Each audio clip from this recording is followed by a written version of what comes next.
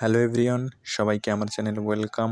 আজকে মূলত WBSCVT যে টেকনিক্যাল এডুকেশান বোর্ড আছে, তো সেখান থেকে তারা যে WB ফার্মেসি অর্থাৎ ডি ফার্মের যে তারা অ্যাডমিশনটা কন্ডাক্ট করাতে চলেছে সেটা সম্পর্কে একটু আলোচনা করব।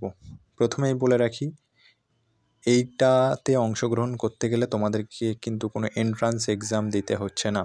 তোমাদেরকে মূলত মেরিট বেসিস তারা র্যাঙ্ক পাবলিশ করে দেবে, অর্থাৎ তোমাদের পরীক্ষা ছাড়াই নাম্বার ভালো থাকলে তোমরা কিন্তু এতে অ্যাডমিশান নিতে পারো।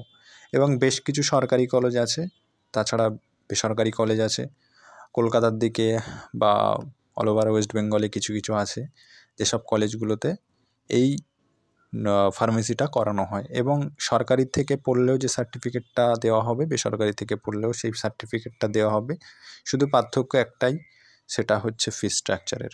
সরকারিতে তোমরা সবাই কম বেশি জানো ফিসটা একটু কম হয়, কিন্তু বেসরকারিতে তারা নিজেরাই সব কিছু কন্ডাক্ট করায় বলে খরচটা একটু বেড়ে যায়। তো এটা সম্পর্কে সমস্ত ইনফরমেশান বুলেটিন পিডিএফে আছে, সেটা আমি আর ভিডিওতে দিইনি, তার কারণ ভিডিওটা অনেকটা বড় হয়ে যাবে, সেই কারণে আমি আর দিইনি। তো তোমরা যদি সেটা খুঁজতে পারো, সেটা অবশ্যই WBSCVT ওয়েবসাইটে আছে, তোমরা কাইন্ডলি দেখে নিও। এবং যদি না পাও তো আমাকে কমেন্ট সেকশানে জানিয়ে দেবে, আমি পরের ভিডিওতে সেটা নিয়ে একটু ডিসকাস করব। আর ফিস প্রথমে বলে রাখি, ফিস কিন্তু কন্যাশ্রী প্রকল্প যারা পেয়েছে সেই সমস্ত মেয়েদের জন্য কিন্তু 225 টাকা রাখা হয়েছে, এবং ছেলেদের জন্য অল ক্যাটাগরিতে 450 কি তোমরা তো একটু ভালো করে দেখবে, হ্যাঁ 450 টাকায় রাখা আছে। তো এটা হচ্ছে ফিস পেমেন্টের ব্যাপার, তোমাদের কোনো এক্সাম দিতে হচ্ছে না।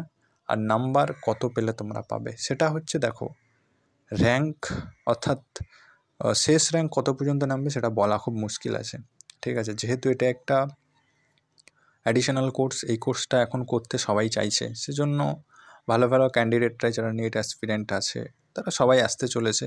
কিন্তু হ্যাঁ, তোমরা বেসরকারিতে করো বা সরকারিতে করো, সার্টিফিকেটটার ভ্যালু কিন্তু একটা আলাদা। এই সার্টিফিকেটটা কিন্তু অন্যান্য সার্টিফিকেটের থেকে আলাদা। তুমি কিন্তু চাইলে সার্টিফিকেটটা রেন্টে দিতে পারো, আবার তুমি চাইলে নিজস্ব মেডিসিন দোকানও খুলতে পারো, বা আদার্স বিভিন্ন সেক্টর আছে যেখানে কাজ করাও যায়, একটা ভালো স্যালারিও পাওয়া যায় মাসে। তো এটাই ছিল মূলত ভিডিও।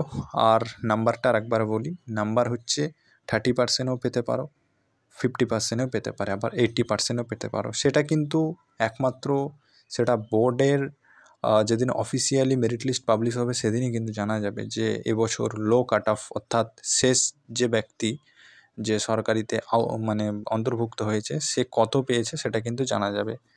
এবার 100% পেলেও তোমরা পাবে, আবার 90% পেলেও পেতে পারো, ঠিক আছে। আর একটা জিনিস, কারা এর জন্যে এলিজেবল, সেটা হচ্ছে যাদের 10+2 সায়েন্স ছিল, ফিজিক্স কেমিস্ট্রি ম্যাথ, তারা কিন্তু এই কোর্সটার জন্যে মানে অ্যাপ্লাই করতে পারবে। অর্থাৎ 300 নম্বরের উপরে তোমাদের একটা মেরিট লিস্ট হবে।